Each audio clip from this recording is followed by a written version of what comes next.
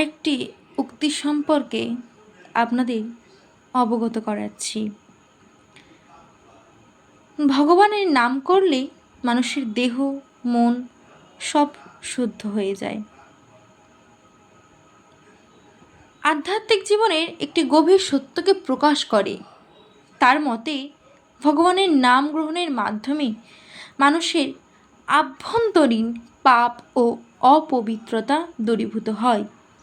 এই পবিত্র নাম জপের মাধ্যমে মন শান্ত হয় এবং আত্মিক উন্নতির পথ প্রশস্ত হয়। এটি আত্মসংযম, সঠিক চিন্তা ও জীবনের উদ্দেশ্য উপলব্ধিতে সহায়ক। ধর্মীয় অনুশীলনের মাধ্যমে দেহ এবং মনকে শুদ্ধ করে, মানুষের আধ্যাত্মিক উৎকর্ষ সাধনের পথ সুগম করে। ফলে ভগবানের নাম গ্রহণের মাধ্যমে একজন ব্যক্তি সম্পূর্ণভাবে পরিশুদ্ধ হয়।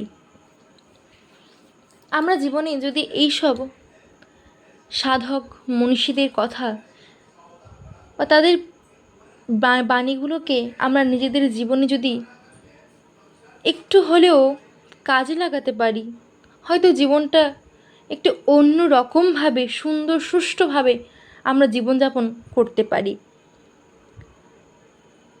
নমস্কার।